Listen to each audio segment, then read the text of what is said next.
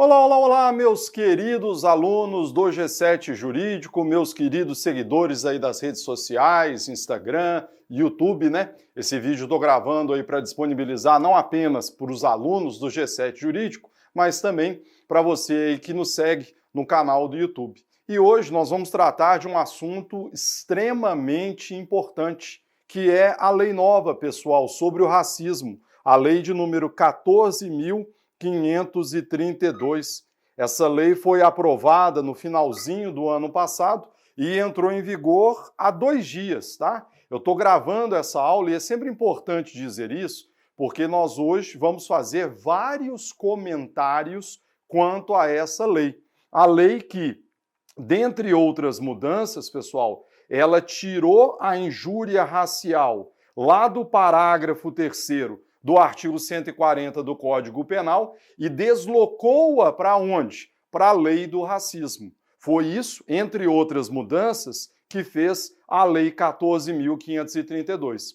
Eu gravo essa aula para vocês na manhã do dia 13 de janeiro de 2023. E por que eu sou obrigado a dizer isso para vocês? Porque, na verdade, pessoal, nós vamos fazer comentários que serão feitos com base na preparação, na atualização do nosso manual de processo penal, mas no estudo que foi feito em pouco tempo. É óbvio que a lei ainda precisa de um certo tempo para amadurecer junto à doutrina, junto aos tribunais superiores. Pode ser que algumas observações que eu faça hoje, amanhã se tornem ultrapassadas. Mas é sempre importante dizer que são 2 dias depois, exatamente para a gente contextualizar. Gravar uma aula sobre essa lei 6 meses depois, é óbvio, fica muito mais fácil, porque aí já vai ter muita doutrina, já vai ter algum julgado de tribunal e assim por diante. Eu uso para essa gravação essas 7 páginas aqui que eu escrevi para o nosso manual de processo penal e é basicamente esse conteúdo que eu vou trazer para vocês aqui. Legal? Essa lei 14.532, o nosso ponto principal é esse aqui, é mostrar para vocês a mudança que foi feita em relação à injúria racial. Agora, só tome cuidado, pessoal, porque a lei não trata apenas disso. Se você pegar a lei, e eu sugiro que você o faça, né? Faça inicialmente uma leitura dessa lei como um todo, você vai perceber, por exemplo, que ela vai trazer novas figuras qualificadas, ela vai trazer causas de aumento de pena, ela vai trazer critérios de interpretação da própria lei do racismo, ela vai prever, por exemplo, que o ofendido no crime de racismo agora deverá estar acompanhado por advogado nos atos processuais. Então entenda que isso aqui não é a única mudança produzida por essa lei, porém será o meu objetivo principal nesse vídeo de hoje. Seguimos? Então vamos lá então. Primeiro ponto importante, até para você entender o que mudou, eu sempre falo isso para os meus alunos aqui do G7, que sempre que há uma mudança, para você entender a própria mudança, é relevante que você saiba qual era a sistemática anterior. Então, como era o nosso ordenamento jurídico antes do dia 11 de janeiro de 2023? Sobre isso, a gente tem que olhar a redação da injúria racial, outrora prevista onde? Lá no Código Penal, no parágrafo 3º, como uma figura qualificada. Na tela para vocês, o Código Penal, veja, antes da Lei 14.532. E o que dizia o Código? Inicialmente, o parágrafo 3º foi incluído pela Lei 9.459. Essa lei, colegas, cuidado, ela também alterou a lei do racismo. Eu vou mostrar isso para vocês daqui a pouco.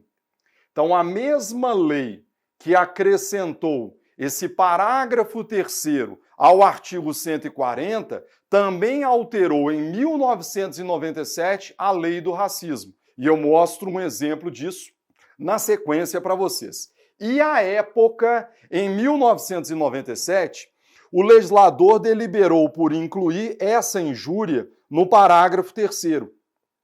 E, por conta disso aqui, que são os próprios elementos normativos da lei do racismo, é exatamente por isso que essa injúria ficou conhecida à época como injúria racial.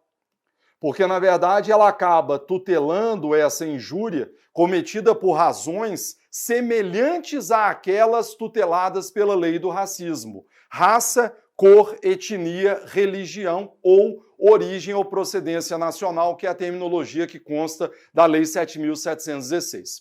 Alguns anos depois, com o advento do Estatuto do Idoso, acrescentaram mais 2 elementos normativos a esse parágrafo 3º: condição de pessoa idosa ou portadora de deficiência. Então, senhores, desde o ano de 2003, essa é a redação do artigo 140, parágrafo 3º. Se você injuria alguém utilizando um desses elementos, raça, cor, etnia, religião, origem, condição de pessoa idosa ou deficiente físico, teríamos essa injúria qualificada. Ok, Renato, mas o que vai acontecer então à época? Renato, qual era a ação penal desse delito? Vamos lembrar, pessoal, que a ação penal desse delito, está aí na tela, ela era uma ação penal, então artigo 140, parágrafo 3º, você vai anotar para mim o seguinte, que antigamente, então antes da lei 12.033, esse crime de injúria racial era um crime de ação penal privada. Raciocine comigo o grau do absurdo, né, pessoal? Porque, na verdade, sejamos honestos uns com os outros, quando o legislador diz que um crime é de ação penal privada, é que o próprio Estado já está tirando dele da reta, né? Fala assim, quer, né, perseguir o caso? Então vai você lá. Procure um advogado, procure a defensoria, se for necessitado, e ingresse com uma queixa-crime. Alguns anos depois, o legislador, então, se conscientizou da importância desse delito e transformou o crime de injúria racial num crime de ação penal pública condicionada à representação. Tá? Então, repito, sistemática do crime de injúria racial antes do dia 11 de janeiro de 23. Esse delito estava previsto no 140, parágrafo 3º do Código Penal e era um crime de ação penal pública condicionada à representação. Basta ler comigo o teor do 145, parágrafo único, parte final. Veja, redação dada pela Lei 12.033. Todos nós sabemos que a regra quanto aos crimes contra a honra, ela consta do caput. É uma ação penal privada. Porém, o próprio parágrafo único vai criar inúmeras exceções. Veja, procede-se mediante requisição do MJ, no caso do inciso 1º do caput do 141, leia-se. É quando o crime é cometido contra a honra de chefe de Estado, chefe de governo estrangeiro, então isso aí entra no 141, inciso 1º, ou e mediante representação do ofendido, é o que nos interessa agora, quando, no caso do inciso 2 do mesmo artigo, que é quando o crime é cometido contra funcionário público em razão das funções, há aquela súmula do Supremo que também transfere de maneira alternativa a legitimidade ao próprio ofendido, bem como no caso do parágrafo 3º do artigo 140 deste Código. Então aí, senhores, vocês percebem que nós tínhamos, então, um crime de ação penal pública condicionada à representação, pelo menos até o advento da Lei 14.532/23. Excelente. Próximo item, tá aí na tela. Renato, mas como é então que à época conseguíamos diferenciar o crime de injúria racial e o delito de induzimento ao racismo? Senhores, repito mais uma vez, e aqui talvez a terminologia do slide ficasse melhor, né? Aqui eu ainda estou trabalhando sob a sistemática anterior à Lei 14.532. Porque eu preciso mostrar isso aqui para você, até para você entender melhor depois o que foi alterado. Antes do dia 11 de janeiro de 2023, como é então que eu diferenciava, Charles, a injúria racial, 140, parágrafo 3º, redação antiga, do crime de incitação, induzimento ao racismo, previsto no artigo 20. Olha só, esse delito do artigo 20, eu trouxe ele aqui para vocês até para facilitar a sua compreensão. E olha, esse artigo 20, Charles, teve sua redação determinada por qual lei? Aquela lei que eu citei ali há pouco, ó, a 9.459, em 1997. Quer dizer, a mesma lei que consolidou, né, deu redação a esse artigo 20 da lei do racismo, foi essa mesma lei que lá atrás, em 1997, havia alterado o Código Penal para nele incluir o delito de injúria racial. Então, desde então, pessoal, como é que a doutrina diferenciava a injúria racial do crime de induzimento ao racismo? Então, vamos lá. Aqui, pode voltar comigo, Charles, só para a gente poder trabalhar, e vamos até abrir um slide em branco para facilitar essa compreensão de vocês. A distinção, então, senhores, era basicamente no seguinte sentido. Quer ver? Ó? Vamos colocar de um lado a antiga injúria racial. Então, aqui, quando eu digo antiga, exatamente para você entender que estou me referindo à sistemática anterior à Lei 14.532. E do lado de cá, vamos falar do induzimento, da incitação ao racismo, que é exatamente esse delito previsto no artigo 20 da lei racial, da lei dos crimes raciais. Como é que a doutrina fazia essa distinção? Aqui é interessante porque, de um lado, você tinha o entendimento doutrinário e, do outro lado, você tinha um entendimento um pouco mais recente dos tribunais superiores. Como é que eu diferencio um delito do outro? Ou como é que eu diferenciava isso antigamente? A doutrina, senhores, dizia o seguinte: a injúria racial, então prevista no parágrafo 3º do 140, era considerado um crime contra a honra subjetiva. Então, o bem jurídico tutelado era a honra subjetiva, ou seja, aquela ideia que você tem de si próprio. E esse delito, Charles, ele atingia um indivíduo determinado. Então, na verdade, você dirigia a sua ofensa contra determinada pessoa. Eu vou dar um exemplo, só que nos dias de hoje em que vivemos, a intolerância é tamanha que às vezes a gente dá um exemplo e a pessoa se sente ofendida. Então, pessoal, pelo amor de Deus, estamos num ambiente acadêmico, os exemplos são imaginários e fictícios apenas para facilitar sua compreensão. Você vê que hoje a gente tem que avisar isso, né? Então, peço ao colega que, pelo amor de Deus, não se sinta ofendido, são apenas exemplos. Charles, injúria racial. Meu amigo, vá a um campo de futebol. Um jogo de Libertadores envolvendo um time brasileiro e um time argentino. Era o que acontecia o quê? Toda hora. Então, quer dizer, vamos lembrar, por exemplo, do Daniel Alves. Acho que lá na Espanha, né? Joga uma banana e aí ele abre e come a banana ali e tal. Quer dizer, essas ofensas aí. Quando a ofensa é dirigida àquela pessoa, você teria então um crime de injúria racial. Ou seja, honra subjetiva, bem jurídico tutelado, uma única pessoa, uma vítima determinada ou determinável. Do outro lado, nós temos a incitação ao racismo. E, Renato, qual é o bem jurídico tutelado? Aqui nós vamos ter, pessoal, como bem jurídico tutelado, o direito à igualdade.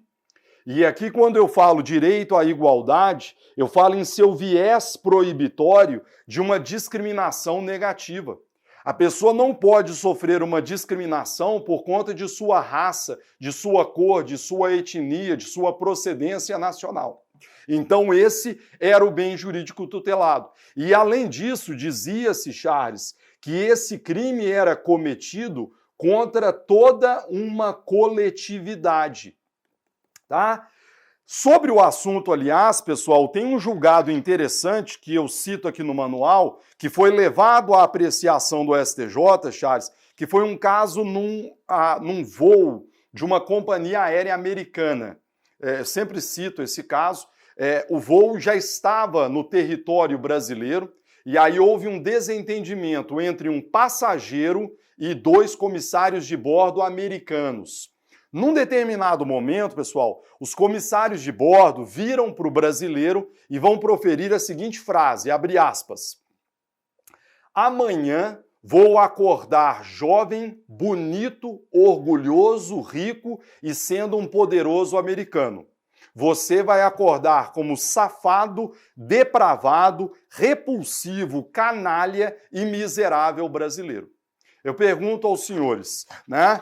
Esse crime teria caracterizado o crime de injúria racial na antiga redação do parágrafo 3º do 140 ou teria caracterizado o crime de incitação ao racismo? O caso concreto, pessoal, foi levado à apreciação do STJ e também do Supremo. E em ambos os casos, Charles, qual foi a conclusão? Que o crime em questão, pessoal, seria o crime de induzimento, de incitação ao racismo. E por que o STJ entendeu isso? Porque, diante das expressões genéricas que foram utilizadas, a intenção dos comissários de bordo não foi atingir apenas aquele passageiro brasileiro, mas atingir a toda uma coletividade em razão de sua procedência nacional. Por isso, concluiu-se pela tipificação do crime do artigo 20. Maravilha? Continue comigo. Aliás, se você quiser o julgado, eu gosto sempre de citar, tá, pessoal? Porque não adianta falar, é importante citar. Os julgados em questão, lá no STJ, é o RHC 19166. E depois foi parar no Supremo, onde ganhou também, caso igualzinho, é o HC 90187. Beleza. Então, esse é o primeiro critério, que sempre foi trabalhado pela doutrina e num determinado momento, chegou a ser encampado pelos tribunais superiores. Antiga injúria racial é crime contra a honra subjetiva de uma pessoa determinada. Incitação ao racismo é crime contra o direito à igualdade, em seu viés da proibição de uma discriminação negativa e atinge toda uma coletividade. Agora, qual é a relevância de você estabelecer essa distinção?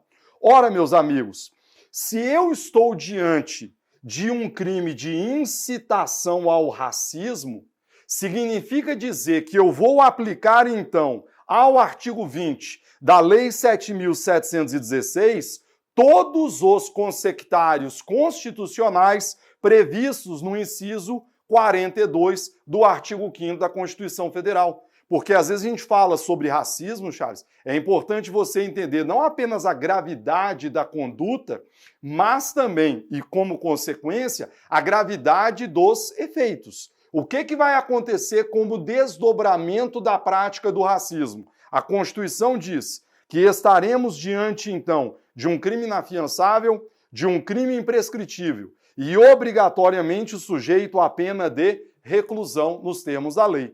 Então, senhores, se eu estou diante do crime de incitação ao racismo, eu devo concluir, então, que, à luz da Constituição Federal, é um crime inafiançável, à luz da Constituição Federal, é um crime imprescritível e, além disso, sujeito à pena de reclusão. E, além disso, colegas, uma outra diferença interessante. Como a lei do racismo não dispõe nada sobre a espécie de ação penal, eu tenho que deduzir que na lei do racismo os delitos são delitos de ação penal pública incondicionada. Então, nesse exemplo dado dos comissários de bordo americanos, A quem caberia oferecer a peça acusatória? Ao MP? Ao ofendido? Precisa de representação? Não. É crime de ação penal pública incondicionado. O MP, independentemente da manifestação da vontade da vítima, já poderia oferecer denúncia. Legal? E do outro lado?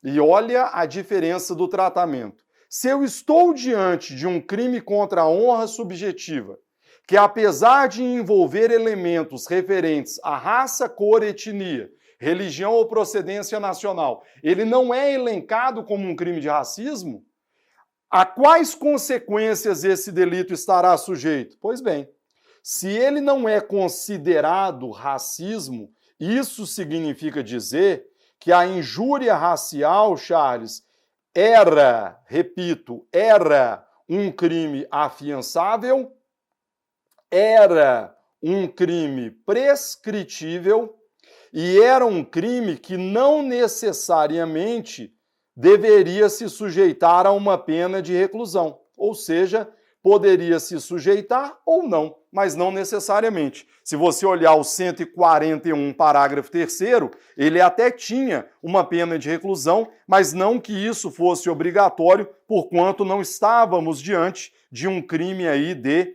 racismo. Maravilha? Continue comigo. Para além disso, e só para fechar essa conclusão, e como falamos anteriormente, o delito aqui era um crime de ação penal pública condicionada à representação. Então, senhores, essa era a sistemática anterior à Lei 14.532. Para você diferenciar um delito do outro, era mais ou menos assim que a doutrina trabalhava com essa distinção. Charles, eu disse no começo desse item de número 2 que esse critério sempre foi trabalhado pela doutrina e chegou a encontrar ressonância nos tribunais superiores em julgados mais antigos. Eu citei para vocês esses dois julgados, mas só para contextualizar, Charles, o primeiro é do ano de 2006. O segundo, do Supremo, pessoal, é do ano de 2008. Renato, mas por que você está dizendo isso? Porque, pessoal, a partir do ano de 2015, os tribunais superiores começaram a questionar essa distinção. Sobretudo com base na seguinte ideia, Charles, por que eu devo dar a essa injúria racial do Código Penal esse tratamento tão benéfico? Porque, Charles, consegue imaginar o grau de lesividade que essa conduta representa para uma pessoa? A gente que gosta muito de futebol, eu e o Charles, a gente passa mais tempo conversando sobre futebol nos intervalos que gravando aula, né? Mas, cara, a gente vê essas pessoas, né? Geralmente jogadores negros que são vítimas de racismo, o quanto que as pessoas ficam absurdamente o quê? Indignadas. E a verdade é que a resposta penal que vinha sendo dada pelo nosso ordenamento jurídico era uma resposta absurdamente pífia. Tanto é verdade que o delito era praticado o quê? Dia após dia, tá? Então, por esse motivo, pessoal, e exatamente com base no argumento de que a injúria racial, ela também atenta contra o direito à igualdade. Eu não quero ser discriminado por conta da minha raça, da minha cor, da minha etnia, da minha procedência nacional. Então, será que a mera localização topográfica da injúria racial, então no Código Penal, é suficiente para dizer que não há racismo nessa injúria racial? Pois é. Com base nesse argumento, pessoal, no ano de 2015, deixa eu apagar aqui, vai surgir um julgado que é apontado pela doutrina como verdadeiro leading case na matéria, que é o agravo regimental aqui, no recurso especial de número 686965. esse julgado relatado aí pelo ministro Erickson Maranhão, nos idos de 2015, ele vai citar, Charles, e é bom que seja citado mesmo, porque o professor já diz isso há muitos anos, ele vai citar o magistério do professor Guilherme de Souza Nutti, que há muitos anos, pessoal, já dizia que mesmo localizada no Código Penal, então mesmo que localizada no Código Penal, artigo 140, parágrafo 3º, antes da lei 14.532, então mesmo localizada no Código Penal, a doutrina já dizia que esta injúria racial seria, na verdade, uma espécie de racismo. E esse julgado, pessoal, foi o primeiro julgado que reconheceu isso de maneira expressa.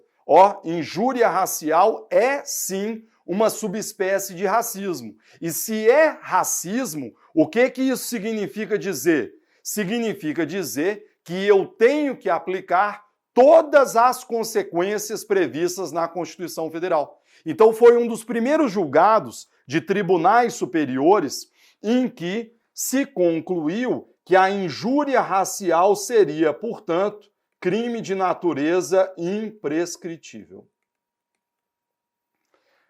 Maravilha? Esse julgado do STJ depois foi confirmado monocraticamente pelo Supremo, decisão da primeira turma, a sexta turma do STJ também tem outros julgados, e tudo isso vai culminar num julgado extremamente importante, que merece ser citado. Qual seja? Está aí na tela para vocês. É o HC 145-248, de 2021, do plenário do Supremo Tribunal Federal. No ano de 2021, num julgado histórico em relação à matéria, Charles, o que o Supremo reconheceu? Tudo aquilo que acabamos de falar. Ou seja, não é porque está no Código Penal, não é a mera localização topográfica dessa injúria racial no Código Penal que vai retirar dela a natureza de racismo. E com base nesse argumento, o Supremo conferiu à antiga injúria racial a taxatividade de quê? De crime imprescritível. Vamos dar uma olhada no julgado, dada aí a sua relevância. Vejam, injúria racial, obviamente, né, pessoal, antes do dia 11 de janeiro de 2023. Espécie do gênero racismo.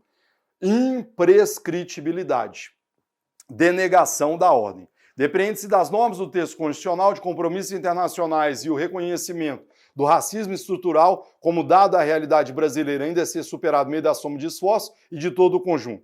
O crime de injúria racial reúne todos os elementos necessários para caracterizá-lo como espécie de racismo, seja diante da definição constante do voto do HC 82424, seja diante do conceito de discriminação racial previsto em várias convenções internacionais. A simples distinção topológica entre os crimes previstos na lei racial e o 140, parágrafo 3º, não tem o condão de fazer deste uma conduta delituosa diversa do racismo. Até mesmo porque o rol previsto na legislação extravagante não é exaustivo. Por ser espécie do gênero racismo, a injúria racial é imprescritível. Então, senhores, esse é um julgado histórico do plenário do Supremo, dando a injúria racial, então prevista no parágrafo 3º do artigo 140, a natureza de racismo. Seria uma espécie de racismo, por consequência, imprescritível. O detalhe interessante desse julgado, Charles, é que apesar de o Supremo reconhecer que estaríamos diante de uma espécie de racismo, o Supremo se limitou a dizer que o delito seria imprescritível. Só que o julgado em questão nada disse quanto à fiança e nada disse quanto à ação penal. Então isso gerou na doutrina grande controvérsia.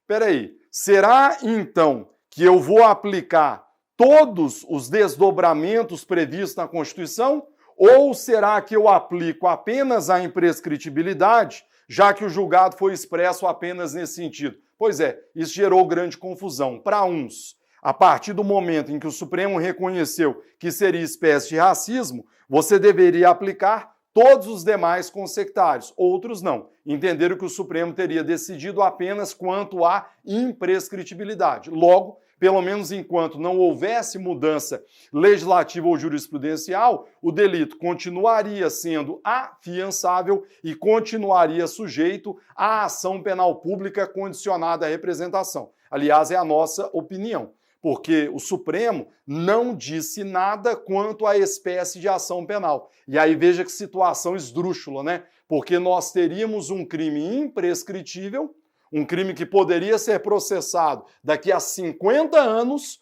porém, diante do artigo 145, parágrafo único infine, ele ainda seria de ação penal pública condicionada à representação. Então, caso o ofendido quisesse dar início à persecução penal, ele teria que oferecer a representação sob pena de decadência e consequente extinção da punibilidade. Maravilha? Senhores, é dentro do contexto desse julgado, não tem como, Charles, dissociar uma coisa da outra, mas é este julgado aqui, senhores, que vai servir como base para a edição da Lei 14.532.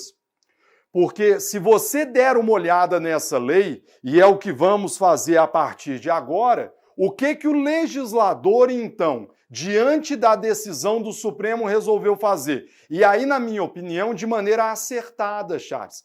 Porque, assim, de boas intenções, está tudo muito cheio por aí, né? O Supremo, veja, joga para lá, joga para cá, mas assim, de onde eu venho, eu ainda sou um daqueles que gosta de respeitar o princípio da legalidade. Então, por que não trabalharmos com um Congresso Nacional para aprovar essas mudanças? E foi o que aconteceu. Dá uma olhada aí na tela. A Lei 14.532, que é o objeto do nosso vídeo, já está em vigor há 2 dias. Ela entrou em vigor no dia 11 de janeiro de 23.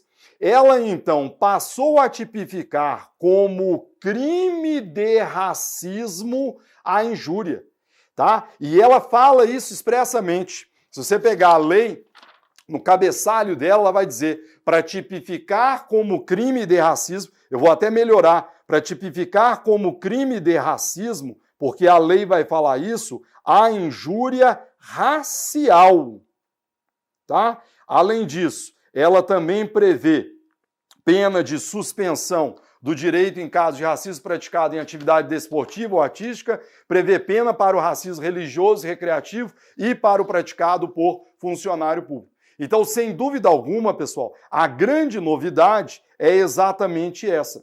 O legislador positivando a orientação jurisprudencial fixada pelo Supremo no HC 154248, ele passa a incluir na própria lei do racismo o crime de injúria racial.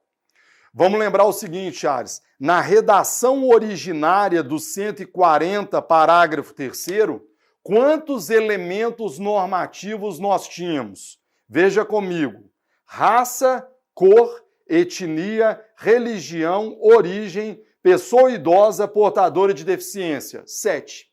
O que a Lei 14.532 fez? Ela agora vai separar isso, vai jogar um pouco para a lei do racismo e deixar um outro pouco dentro do Código Penal. Dê uma olhada comigo na nova redação, nova não, né? No artigo 2º-A, que foi incluído a lei do racismo. Então agora, pessoal, aquele critério de localização topográfica para diferenciar uma coisa da outra, já era, já não existe mais. Porque para aqueles que diziam que a injúria racial era um crime contra a honra subjetiva, porquanto previsto no capítulo dos crimes contra a honra do Código Penal, agora você já vai ter problema com isso. Porque agora a injúria racial, ela vai sair do Código Penal e vai ser deslocada para onde? Para o artigo 2º-A da Lei dos Crimes Raciais. Está vendo aqui, ó? Incluído pela Lei 14.532. E se você der uma olhada na redação do tipo penal, você vai ver o quê? Vejam, é praticamente, pessoal, a mesma coisa do 140, parágrafo 3º, porém restrito a 4 elementos normativos. Vejam, injuriar alguém, ofendendo-lhe a dignidade ou o decoro, em razão de raça, cor, etnia ou procedência nacional. Então, daqueles 7 elementos normativos, 4 foram deslocados para a lei dos crimes raciais. Raça, cor, etnia ou procedência nacional. Renato, e os outros 3? Religião, condição de pessoa idosa, portadora de deficiência. Esses foram mantidos na atual redação do parágrafo 3º. Veja comigo o Código Penal, que também foi alterado pela 14.532 e agora passou a abarcar apenas o quê?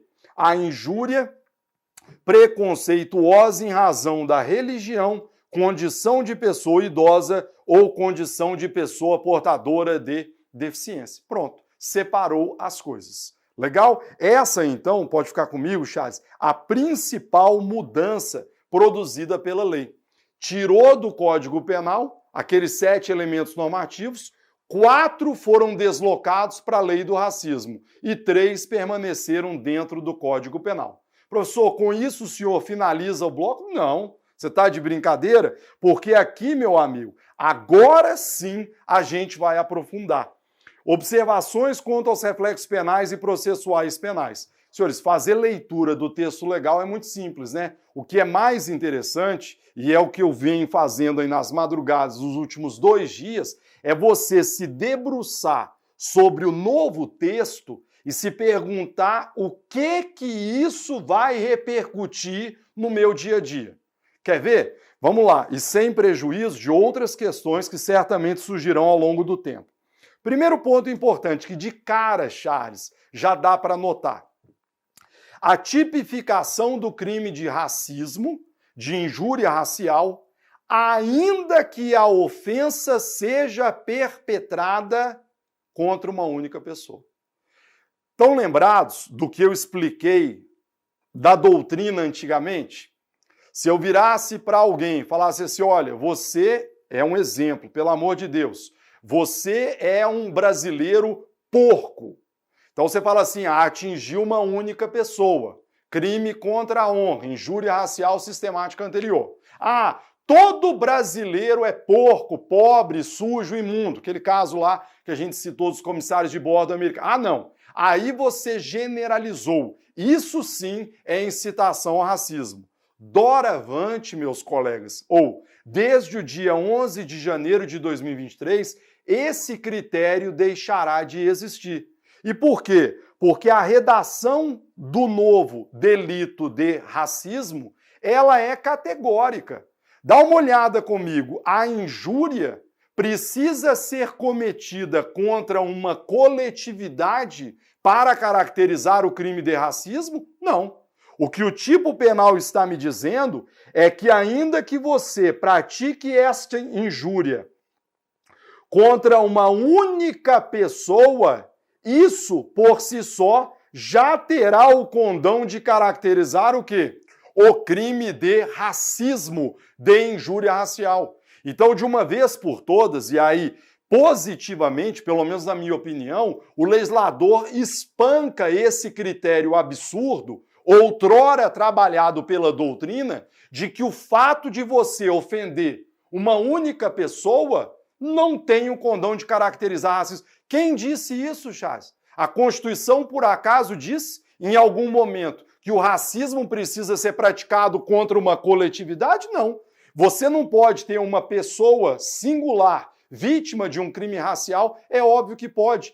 Tanto é verdade, meus amigos, e olha aqui o meu raciocínio, tanto é verdade que a própria lei do racismo mesmo antes da 14.532, ela já previa crimes praticados contra o quê? Uma única pessoa.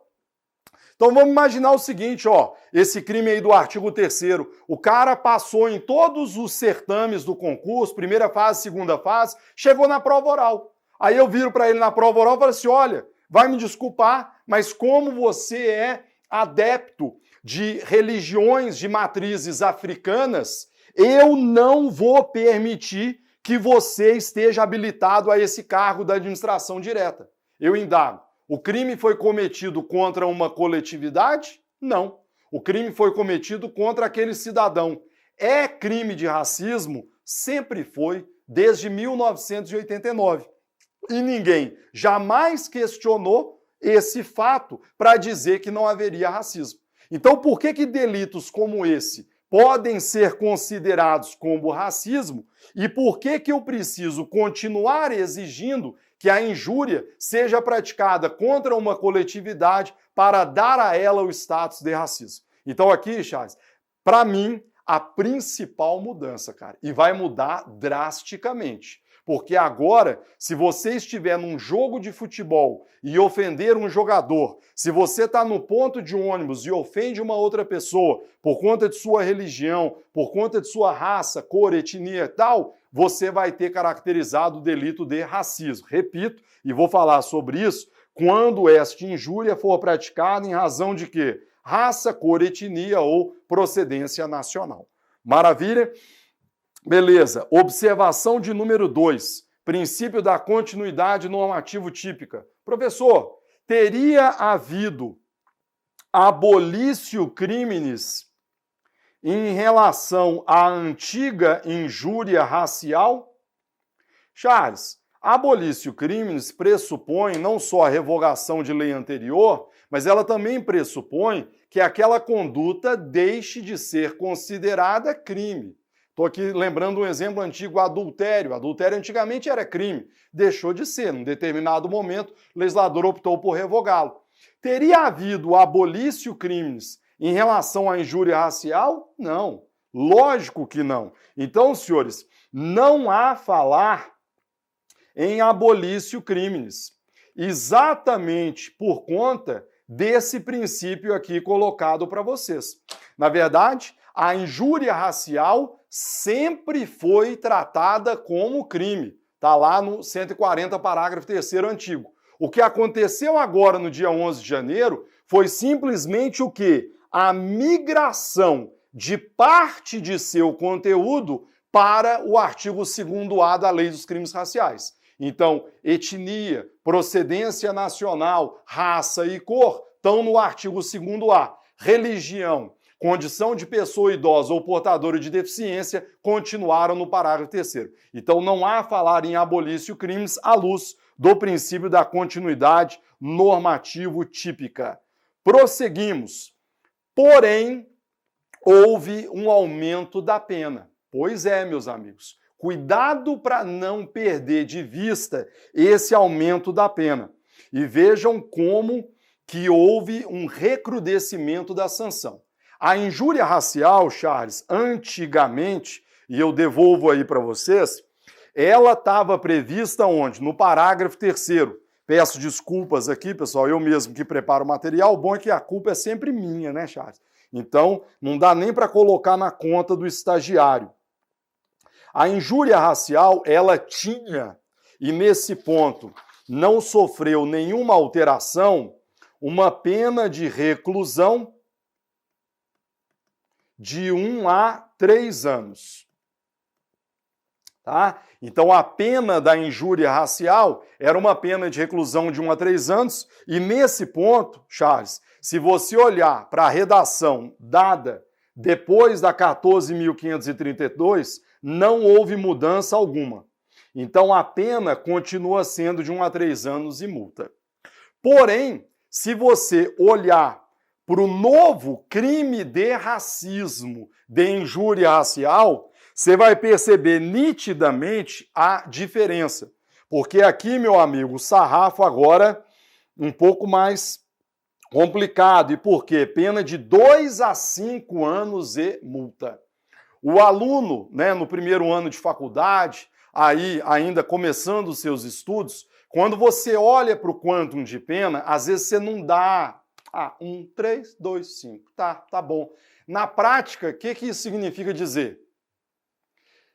O legislador aqui, pessoal, ele coloca esses números aqui, não coloca aleatoriamente, não se iluda, não. Sabe por quê? Só para você entender os reflexos disso e vá depois num jogo de futebol para você ver.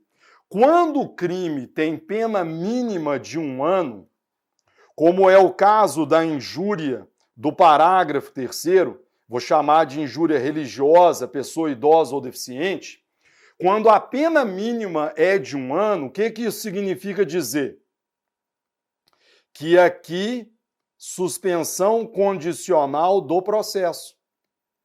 Então, o cara injuriou você por conta da religião, ele vai ter o processo suspenso.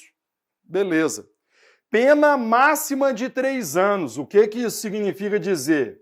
Se a pena máxima é de 3 anos, fiança pelo delegado. Lembre-se aqui, pessoal, do artigo 322 do Código de Processo Penal, que vai dizer o quê, Charles? Que quando o delito ele tem pena máxima que não é superior a 4 anos, o próprio delegado de polícia pode conceder fiança. E vamos lembrar que a injúria do parágrafo 3º, ela é crime afiançável, já que ela não é considerada racismo. Legal? Então, 1 a 3 anos, cabe suspensão condicional do processo, o delito é afiançável e como a pena máxima não é superior a 4 anos, o próprio delegado já pode conceder fiança. Então, voltando, num exemplo absurdo, mas só para você compreender, se eu vou injuriar alguém, eu viro e falo assim, ô seu velho, idoso, né? Sai daqui, seu velho de bengala, você não tá velho para... Injuriei o senhor lá de idade. O que vai acontecer? Eu posso ser preso em flagrante? Posso, sem problema algum. Chegando na delegacia, o delegado habita a fiança, eu pago, vou-me embora para casa. Quando chegar a hora do processo, o promotor oferece a proposta, eu aceito a suspensão, vou para casa, cumpro condições durante 2 a 4 anos. Vejam, então, como é que a coisa mudou em relação ao crime de racismo, de injúria racial. A pena mínima agora, maestro, para quem não conhece, é o Charles, né, pessoal? Nosso diretor, programador, técnico, o Charles faz tudo, né? Ele só não dá aula aqui, por enquanto. Pena mínima de 2 anos. Já começou por aqui. Se a pena mínima é de 2 anos, já não cabe mais suspensão condicional do processo. Concordam comigo? O que significa dizer que você vai ser processado criminalmente pelo delito praticado. Outra questão interessante. Se estamos diante de um crime de racismo, e agora parece não haver mais dúvida quanto a isso, significa dizer que o delito será inafiançável à luz da Constituição Federal. E ainda que você não trabalhasse nesse sentido, veja, como a pena máxima é superior a 4 anos, significa dizer que o nosso colega delegado de polícia não pode conceder fiança. Delegado não pode conceder fiança em relação a esse delito, seja porque é inafiançável, seja porque a pena máxima é superior a 4 anos. Então veja que a coisa já muda bastante, porque outrora o cara injuriava alguém, ele era preso, pagava fiança e ia embora. É só lembrar nos Jogos da Libertadores, toda hora era isso. O cara ia lá preso, recolhia o cara, tal, quase uma guerra mundial, né? Brasil e Argentina. O cara depositava lá R$5.000, voltava para a Argentina e as coisas voltavam ao normal. É então a intenção do legislador com esse recrudescimento. Não preciso nem dizer a vocês, então, pessoal, que diante dessa pena, doravante combinada a injúria racial, que nesse ponto o preceito secundário significa que estamos diante do quê? De uma lex gravior. Então eu sei que a injúria racial já era criminalizada mesmo antes da Lei 14.532, só que antigamente no 140, parágrafo 3º. Lá atrás a pena era de 1 a 3 anos, agora passou de ser de 2 a 5 anos. Ou seja, essa pena, por ser mais grave que a anterior, deverá ser aplicada apenas para os crimes de racismo, de injúria racial, cometidos a partir do dia 11 de janeiro de 2023, porque estamos diante de uma lei penal mais gravosa que, por consequência, não poderá retroagir em prejuízo do acusado. Próximo item. Injúria religiosa. Renato, como assim? Volta comigo para cá. E me perdoe por fazer esse bate-bola, mas só para você entender. Charles, na antiga redação do parágrafo 3º, nós tínhamos 7 elementos normativos. Vejam bem: raça, cor, etnia, religião, origem, condição de pessoa idosa ou portadora de deficiência. Quantos elementos... Nosso relógio aqui até extrapolou já. Quantas elementares dessas, senhores, quantos elementos normativos desses foram transportados para o novo crime de racismo e injúria racial? Se você olhar, pessoal, na verdade o legislador optou por trazer a raça, cor, etnia e ele colocou procedência nacional. Esses 4 aqui foram para dentro do artigo 2º-A. Então, hoje o artigo 2º-A, ele vai criminalizar a injúria racial se baseada num desses motivos. Tá aí na tela para vocês, ó, raça, cor, etnia ou procedência nacional. Renato, mas e a religião? Pois é, a religião, pessoal, ela continua dentro do parágrafo 3º. E aí a pergunta que faço a vocês é a seguinte: andou bem o legislador ao deixar a religião no parágrafo 3º? Aqui, Charles, parece ter havido uma omissão voluntária ou involuntária. Charles, você acha que eles se esqueceram da religião? Ou, na verdade, a omissão foi deliberada? Não. Melhor não colocar religião dentro da injúria racial como crime de racismo. O que você acha? Né?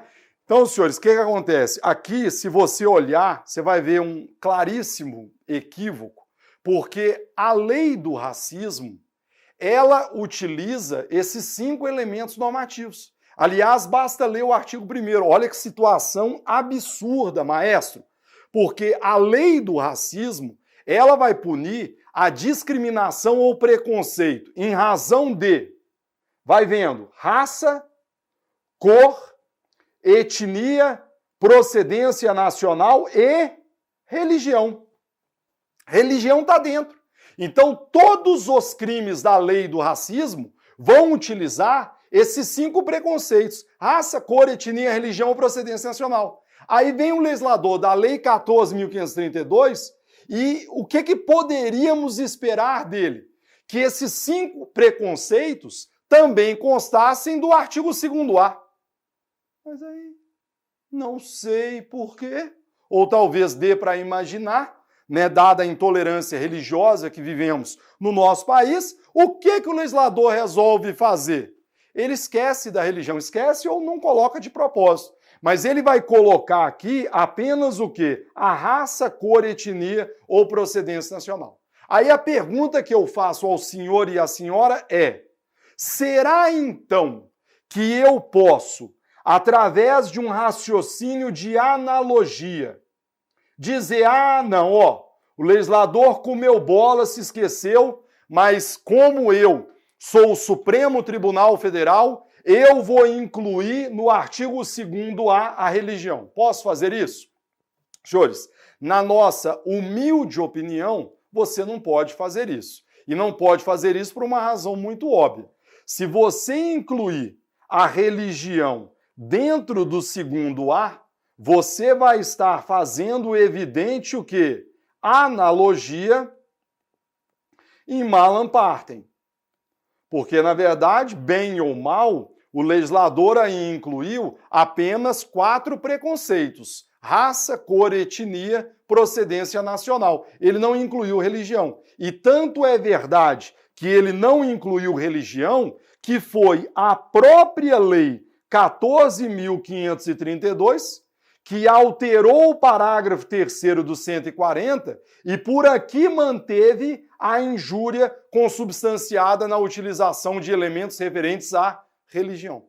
E isso, então só para concluir esse ponto, Charles, qual é a nossa humilde opinião, então, senhores? Na verdade, a nossa humilde opinião é que, especificamente quanto à religião, o artigo 2º-A funciona como norma especial em relação ao artigo 1º da Lei do Racismo. Olha que situação absurda, porque dentro da própria lei você vai ter crimes que tutelam o preconceito religioso e você vai ter uma norma especial, o artigo 2º-A, que não vai tutelar a injúria preconceituosa em virtude da religião, certo? E isso vai gerar para nós um grave problema, sabe por quê? Porque agora quando alguém disser para você, olha só, e vê se não vai cair em prova, Charles, toda hora, houve um crime de preconceito religioso. Você vai falar assim, mas espera aí, esse crime teria sido uma injúria? A pessoa foi ofendida em sua dignidade ou decoro por conta da religião? Ou será que foi um outro crime da lei dos crimes raciais? Renato, por que você está dizendo isso? Porque, veja, o artigo 2º-A, a injúria racial do artigo 2º-A, ela não abrange o preconceito em razão da religião.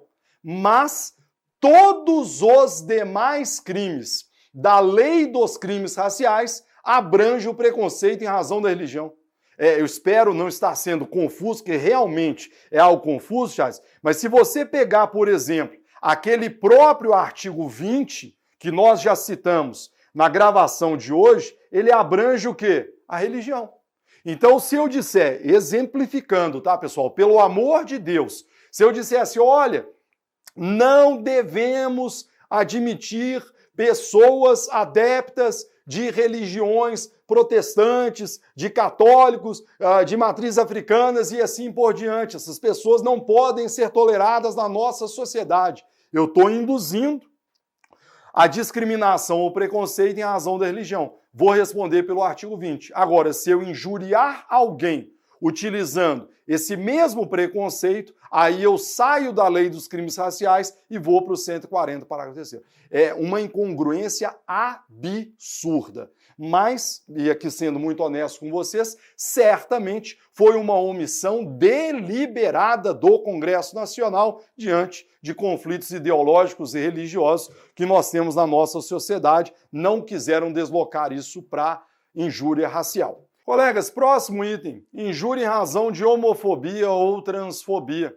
Outra prática nefasta, terrível, que assola a nossa sociedade é o fato de determinado indivíduo ser objeto, ser alvo de preconceito, de discriminação por conta de sua opção sexual.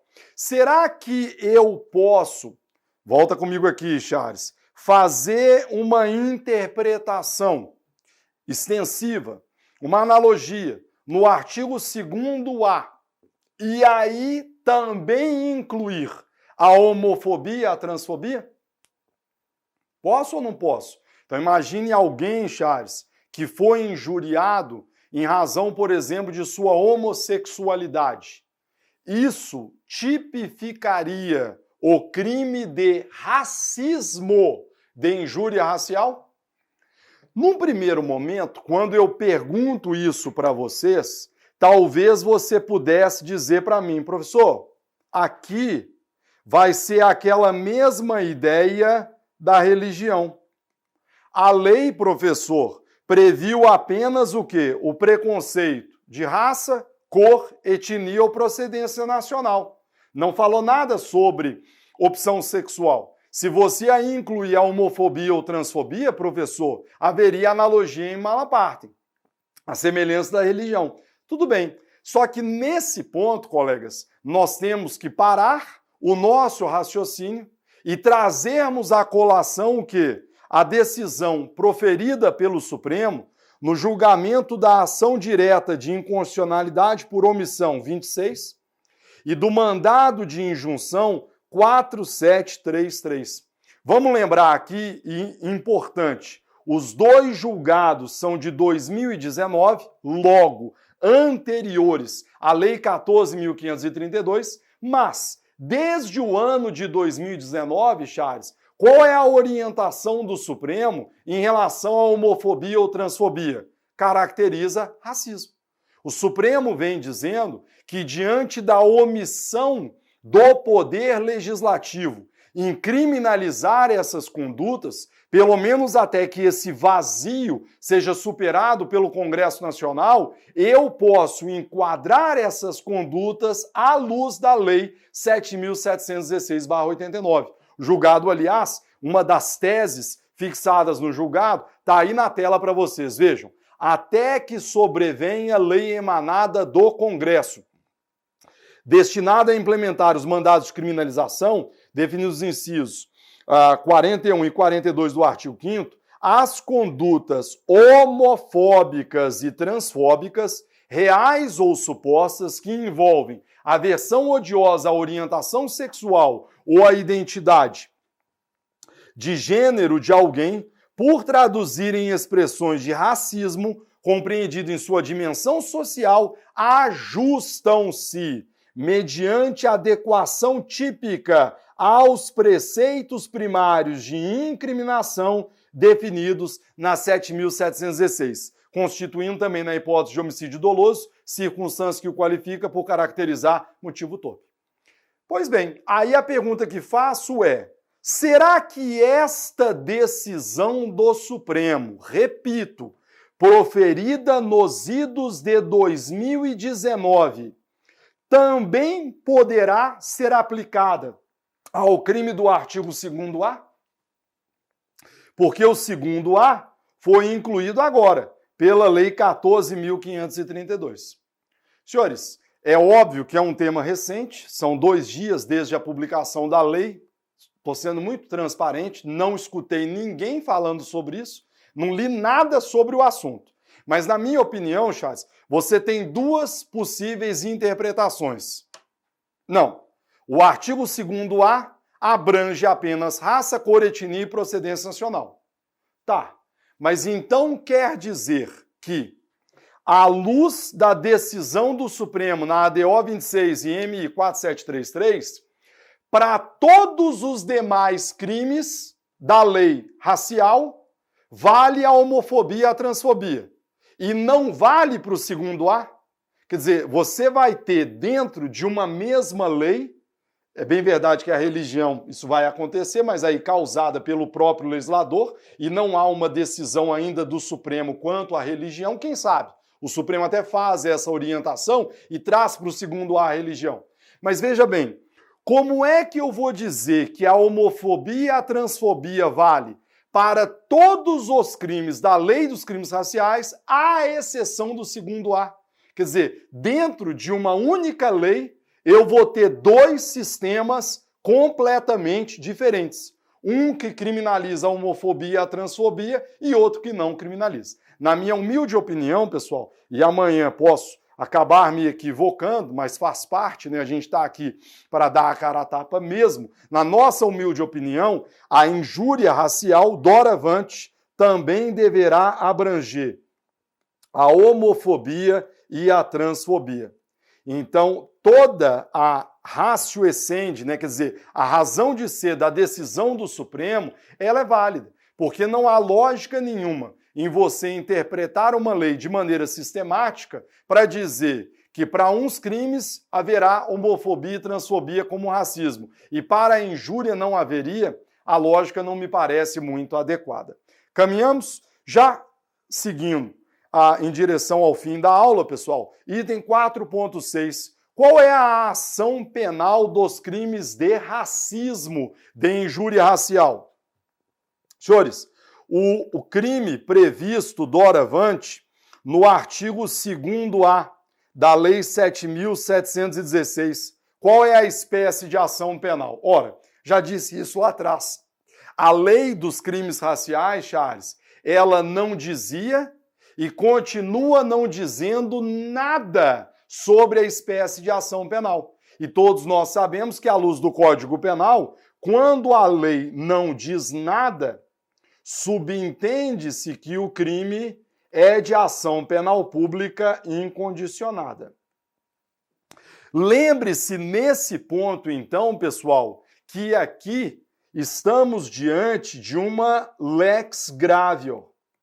Por que eu estou dizendo isso? Porque no começo da aula de hoje eu disse que antigamente a injúria racial era crime de ação penal pública condicionada à representação. Agora, crime de ação penal pública incondicionada. Essa mudança quanto à espécie de ação penal aí, ela é prejudicial. Porque quando o crime depende de representação, o não implemento dela é causa de decadência. E a decadência extingue a punibilidade. Quando o crime é de ação penal pública incondicionada, já não há mais que se falar em decadência. Então, houve a supressão de uma causa extintiva da punibilidade. Então, na nossa opinião, essa ação penal pública incondicionada só deverá valer para os crimes de racismo, de injúria racial, cometidos a partir do dia 11 de janeiro de 2023. Seguimos? Uma observação interessante que eu estava pensando. A lei do racismo foi alterada pela Lei 14.532 e ela agora traz um dispositivo que diz assim: em todos os atos, eu até comentei no início da aula, em todos os atos processuais, cíveis ou criminais, a vítima do racismo deverá estar acompanhada de advogado ou defensor. Diante desse dispositivo, o aluno poderia se perguntar o seguinte: professor, se a vítima deverá estar acompanhada por advogado, será então que o legislador não transformou o racismo em crime de ação penal privada? Não precisa chegar tão longe, né? Quando a lei exige representação, ou quando a lei diz que o crime de ação penal privada, como é que a lei faz isso? De maneira expressa. Pode olhar no Código Penal e na legislação extravagante. Abre aspas. Somente se procede mediante representação. Somente se procede mediante queixa. E não foi o que aconteceu aqui. Na verdade, o que o legislador fez, Charles, foi exigir uma assistência jurídica para a vítima. E nada mais razoável. Dado a gravidade do delito, nada mais interessante para resguardar seus melhores interesses que ela esteja acompanhada por um profissional da advocacia, que poderá orientá-la durante os atos processuais. Essa sim a verdadeira intenção desse artigo e não o de exigir representação ou transformar a ação penal em privada quanto aos crimes raciais. Não haveria nenhuma lógica, Charles. Se a lei veio recrudescer o tratamento da injúria racial, transformando-a em racismo, qual seria a lógica em transformar em crime de ação penal privada ou crime de ação penal pública condicionada à representação? Para a gente poder finalizar, ação penal dos crimes de injúria quando cometidos com a utilização de elementos referentes à religião, condição de pessoa idosa ou deficiente. Senhores, agora, na verdade, eu estou perguntando a vocês sobre a injúria que sobrou, que agora já nem podemos mais chamá-la de injúria racial, mas a injúria que sobrou no parágrafo 3º, qual é a ação penal dela? A lei não falou nada, não alterou. Então, se a lei não falou nada e não alterou, eu vou continuar aplicando aquele parágrafo único do 145. Ou seja, a injúria do parágrafo 3º do 140 continua sendo crime de ação penal pública condicionada à representação. Charles, São essas, então, num bloco de deu mais de uma hora, quando apita é 1 hora, né? Mais de 1 hora e 20 minutos, né? Quer dizer, 80 minutos abordando essa mudança produzida pela Lei 14.532. Volto a dizer, uma gravação feita 2 dias após a vigência do diploma normativo. Então, muita coisa que disse hoje, pessoal, talvez amanhã possa ter me equivocado, mas a gente precisa dar a cara a tapa, né, e produzir conteúdo para vocês. Todo esse material, são 7 páginas que eu escrevi, já estão incorporados, Charles vai mostrar aí para vocês, a edição 2023 do nosso Manual de Processo Penal. Graças a Deus, né, a gente já sabia que essa lei havia sido aprovada, a gente só ficou esperando a publicação dela para rodar o manual, mas o manual já sai agora em fevereiro, né? Já está inclusive em pré-venda no site da editora Juspódio, mas o manual já vai sair com esses comentários aqui à Lei 14.532. E para quem tiver interesse, eu consegui junto à editora Juspódio, pessoal, esse cupom de desconto G7 Renato Brasileiro, é um desconto adicional de R$15 além do preço promocional que o livro já vai estar quando aí do lançamento. Maravilha? Eu espero que você tenha gostado da gravação. Se não gostou também, a sua crítica, o seu comentário, a sua opinião, se tiver o elogio, são sempre bem-vindos, pessoal, porque a gente produz esse material tentando trazer conteúdo de qualidade para vocês em tempos tão difíceis que vivemos aí no nosso país. Legal? Agradeço ao Charles pelo excelente trabalho de gravação e agradeço a cada um de vocês pelo carinho, pela atenção e pela paciência. Fiquem todos com Deus, um forte abraço e até a próxima.